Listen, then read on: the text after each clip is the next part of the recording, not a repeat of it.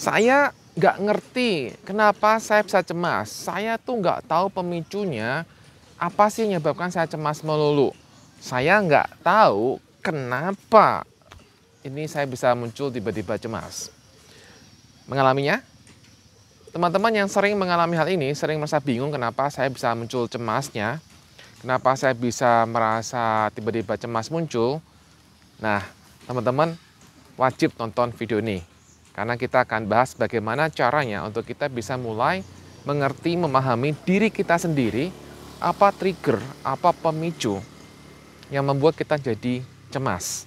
Dan seperti biasa, tonton video ini sampai habis loh ya, untuk teman-teman mendapatkan manfaat yang terbaik. Yang kita lakukan adalah journaling. Ya, journaling artinya mencatat, merecord. Ya, yang kita record itu adalah pikiran dan emosinya. Jadi teman-teman, journalingnya terbagi 3, yaitu satu situasi, yang kedua adalah pikirannya apa, yang ketiga adalah emosi. Nah, teman-teman kalau teman-teman sekarang karena zamannya handphone gitu kan, zaman handphone, teman-teman bisa catat aja langsung di WA atau di handphonenya, situasinya apa. Jadi ketika saya cemas, nggak nyaman. Oke, situasinya apa? Oh, situasinya ketika saya lagi sendirian. Thinkingnya apa? Pikirannya ketika sendirian. Saya tiba-tiba mikir, nanti kalau kabur gimana? Oke. Emosinya gimana? Emosinya cemas muncul. Oke, berapa skalanya? Oke.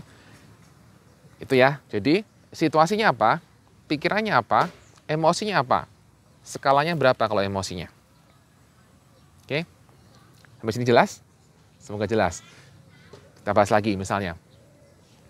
Ketika teman-teman lagi setir, lagi setir, tiba-tiba dalam merah, kemudian dek, gitu. Langsung cemas, langsung bergetar, gemetaran, langsung jantung berdegup kencang, gitu kan, dan lain-lain. Nah, catat dulu.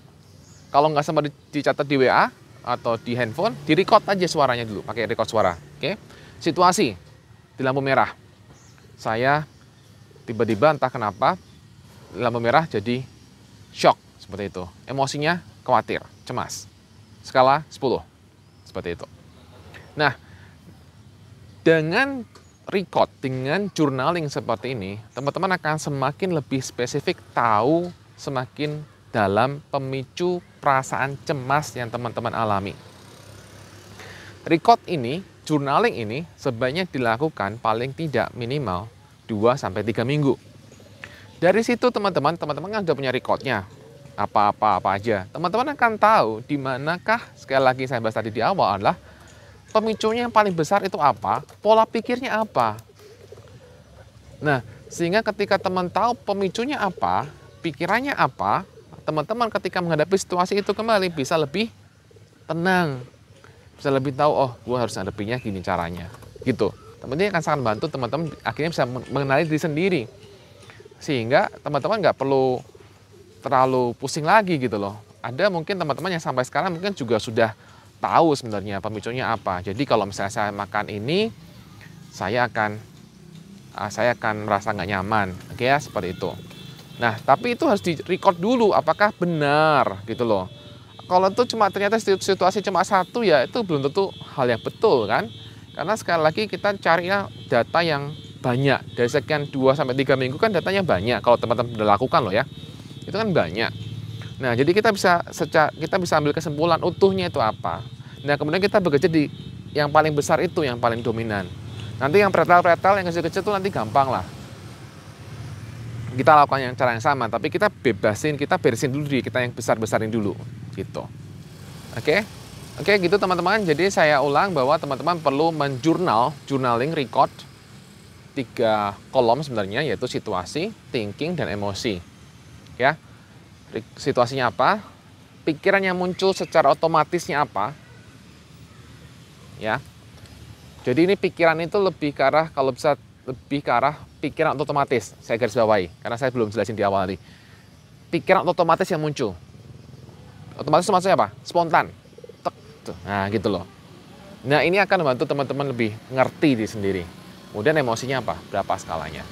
Nah, nanti kalau teman-teman sudah journaling udah data, masih tetap journaling lagi ya, journaling lagi, karena udah tahu nih saya seperti apa. Kemudian teman-teman tahu tindakannya harus gimana, journaling lagi. Kemudian teman-teman akan tahu udah turun belum itunya, perubahannya gimana. Maka itu gunanya skala ketika ada emosinya tadi di awal. Skala emosinya itu gunanya gitu. Jadi kita tahu kemajuannya kita seperti apa. Oke, demikian teman-teman. Silahkan dipraktekkan ya. Dan bagi teman-teman yang masih mengalami kecemasan, gangguan kecemasan, anxiety disorder, asam lambung, saya ingatkan sekali lagi untuk silahkan sekali-sekali visit ya ke Instagram saya untuk teman-teman follow supaya dapat mendapatkan pemahaman lebih lanjut tentang mengatasi kecemasan. Dan juga silahkan teman-teman yang belum punya buku Bye Bye Cemas atau belum punya buku Good to Anxiety juga silahkan ambil bukunya, silahkan Anda dapatkan bukunya karena ini akan membantu teman-teman untuk bisa bebas, untuk bisa lebih baik, bisa lebih kuat menghadapi gangguan kecemasan karena kita ada grup WhatsApp. Kemudian saya juga biasanya juga seminggu atau 2 minggu sekali saya juga broadcast tentang apa itu kecemasan, bagaimana mengatasinya, seperti itu. Jadi teman-teman akan bisa mendapatkan lebih manfaat lebih banyak lagi, tidak hanya sekedar membeli buku, tidak hanya sekedar mendapatkan buku, tapi juga ilmu, teman, wawasan, motivasi, dan banyak hal lainnya. Oke, teman-teman, demikian silahkan dilakukan. Dan bagi teman-teman yang masih bingung ya gimana mengatasinya gangguan kecemasan, silahkan ikuti video-video saya sebelum ini. Ya, semoga itu sama tuh teman-teman. Demikian teman-teman, semoga bermanfaat. Bye-bye cemas.